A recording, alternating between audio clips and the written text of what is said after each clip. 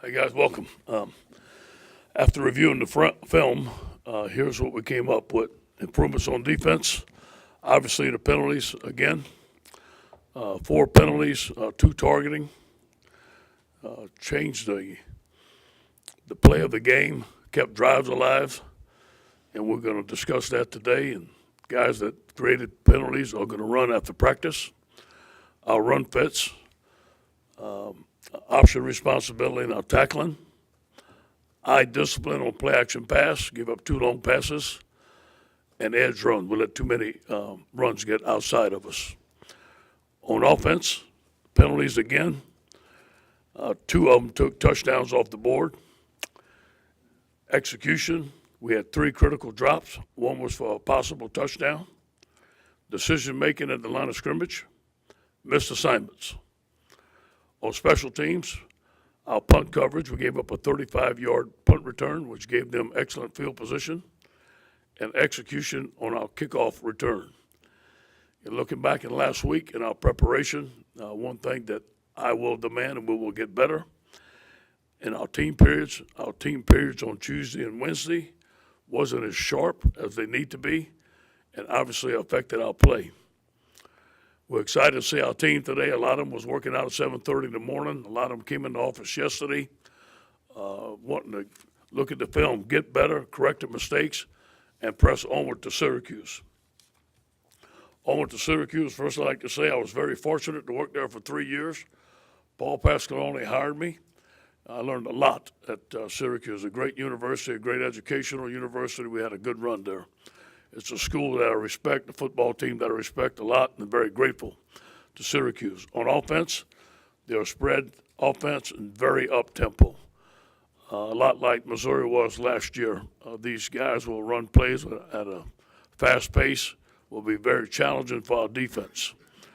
They're averaging almost 500 yards a game, 38 points per game. Top players are senior wide receiver Steve Ishmael. They like to create a lot of one-on-one with him. He's a tall receiver, can get up there and get it. Eric Dungy is a very efficient quarterback who can also run the ball. He's a dual-threat guy. Dante Strickland is a little running back and hit the hole very, very well.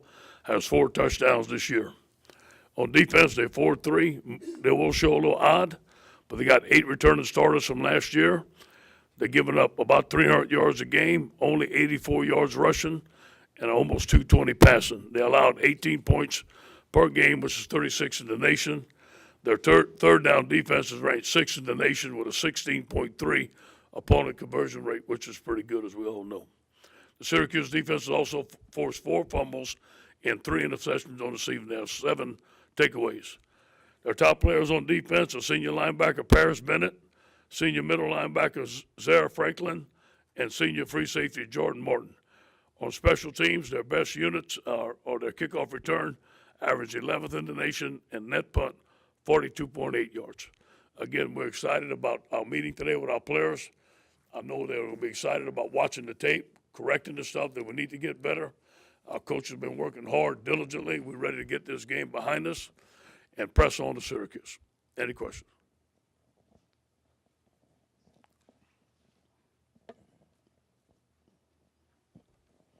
Coach, does losing the game to Mississippi State change your team goals for the season?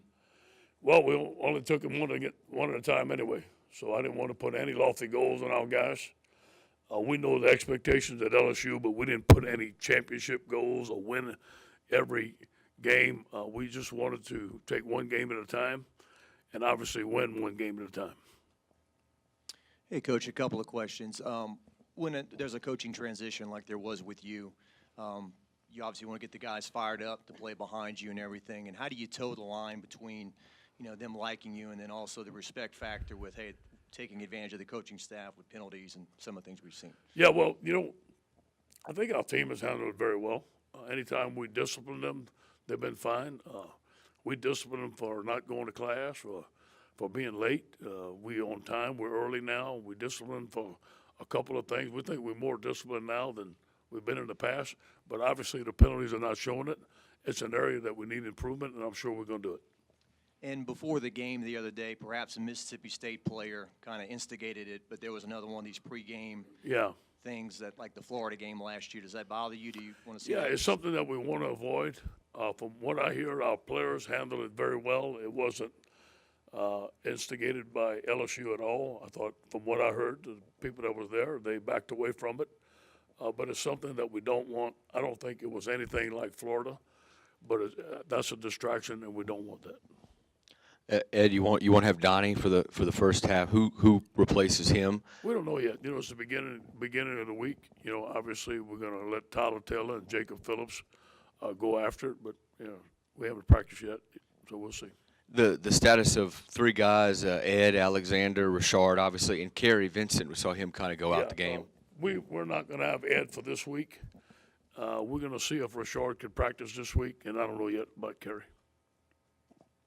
Coach, Darius Geis didn't play much in the second half, or at least late in the game. Is Yeah. he okay, or could you update his status? Yeah, he's not going to practice today. He had a minor injury, so we're just protecting him. I think he's going to be fine, though, but we'll not practice today. Hey, Coach, up here. Danny said after the game that he was going to step up and become more of a vocal leader on this team. Have you identified who the leaders are in the locker room to help you maybe spread the message? We have some guys like John Battle, Christian Lockature, Greg Gilmore, DJ Chark, J.D. Moore, Will Clapp, K.J. Malone, Darius Geis. Those guys have been fantastic for us. And the guys that I count on, and probably missed a couple of guys, Richard Lawrence, believe it or not, as a sophomore, is a very vocal leader. So we have a lot of guys that are heading in the right direction on this team. Coach, are we any closer to seeing Frank Herron play? And I guess why not travel Justin Thomas this weekend? Let me say this to you, okay? I'm not going to talk about that every week, okay? That's it.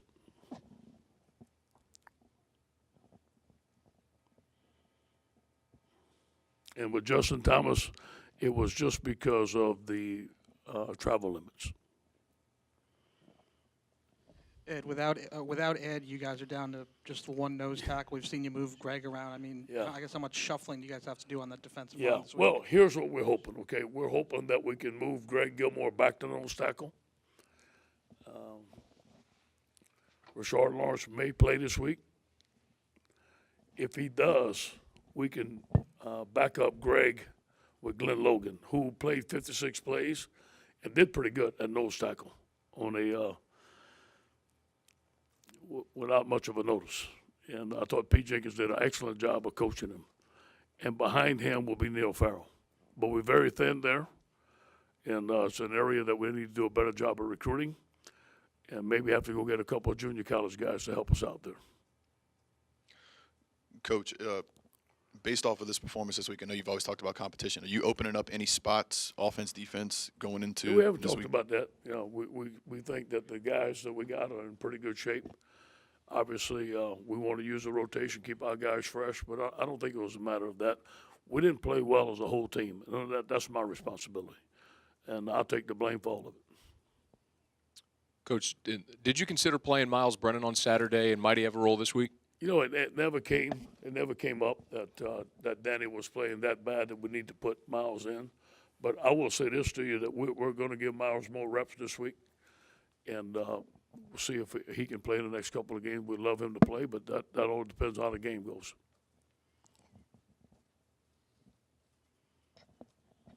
Coach, you still managed to have 0 turnovers so far this season. How are y'all going to keep that up? Say it again. Y'all still managed to have 0 turnovers so far this season. How are you guys going to keep that up? It's led by Matt Canada. He does a great job. Our guys are doing a tremendous job of ball security. We're still +3 in the turnover ratio, was good for us. I think we practice it. Matt starts his practice every day with ball security. We preach it. We still want to get more turnovers on defense, and I think it's going to help us and make a difference in our season. Offensively, especially in the passing game, it seemed like the running game was very effective tonight, passing game not so much. Where do you think that disconnect was? Why was the pass circling? You know, we dropped some balls. We dropped one, was for a touchdown. We didn't hit some passes. We had a lot of one-on-ones. Whether we didn't catch the ball or the ball was not on the money, like they have been in the last 2 games. I think that the pressure was there.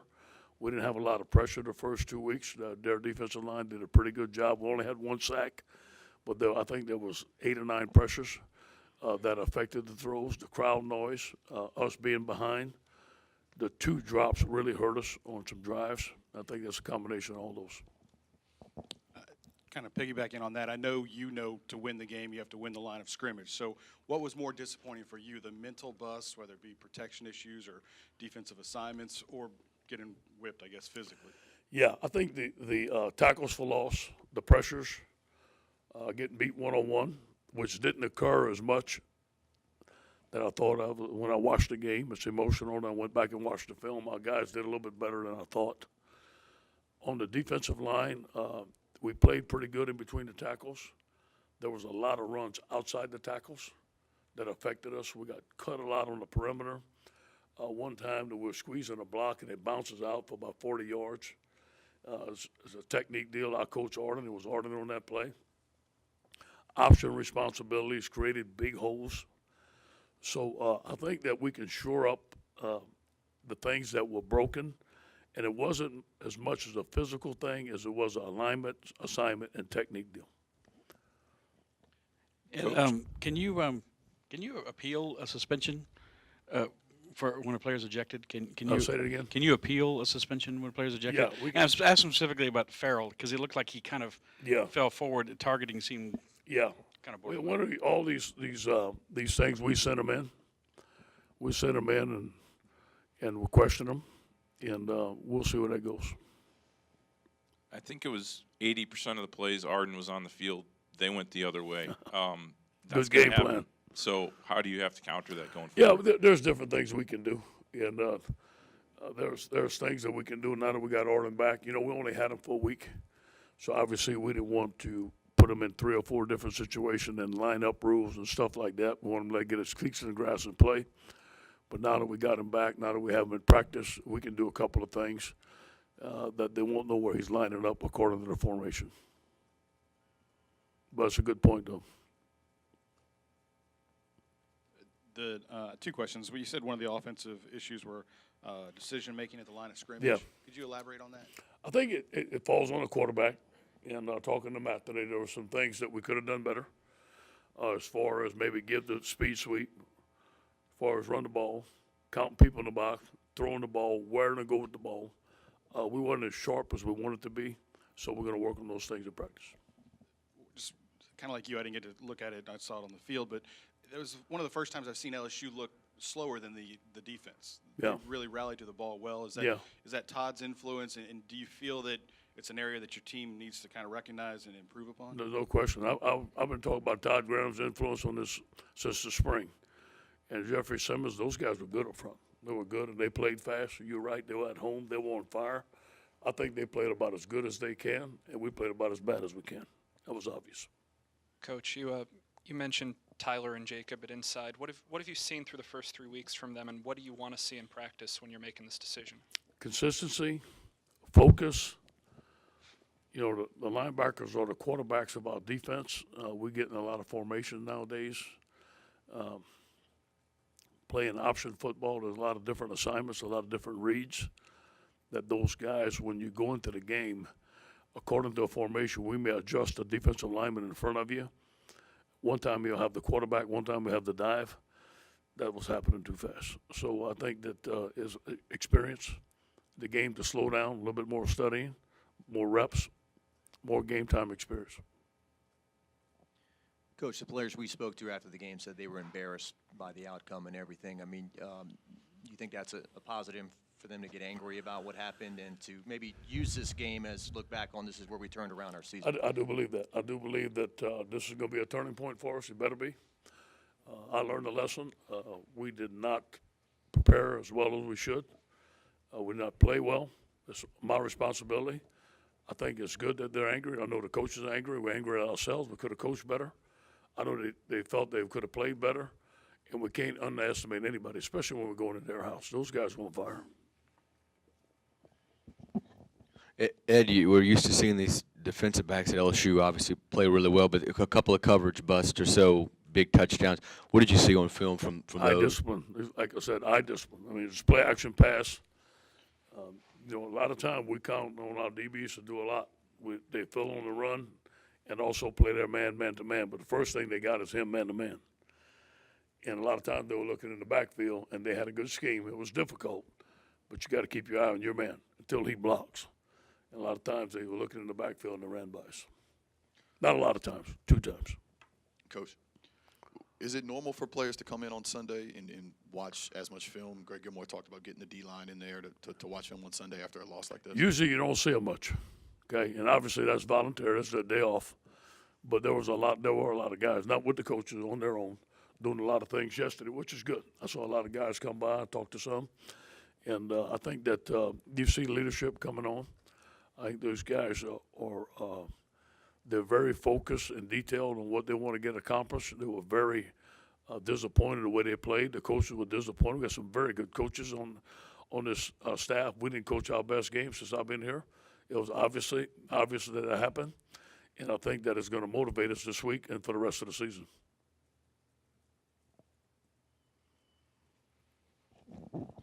Ed, we talk a lot about depth on the defensive line, but what about just across the team? I mean, you've been on a lot of football teams as a coach. When you look at the depth across the board on this team, how does it compare to others maybe that you've been a part of? Yeah, well, we need to get more linemen on this football team. We need to get bigger, stronger, and faster. We have to have more depth. That's why we're going to have to go into the junior college ranks, get a couple of offensive linemen, a couple of defensive linemen. I'm glad that we have Braden Fehoko. I wish Tyler Sullivan was eligible and 40 pounds lighter. I don't know which one would be easier, but I think that Tyler's going to lose weight and be a good football player for next year. And I think Braden Fehoko is going to be a very good football player. That it?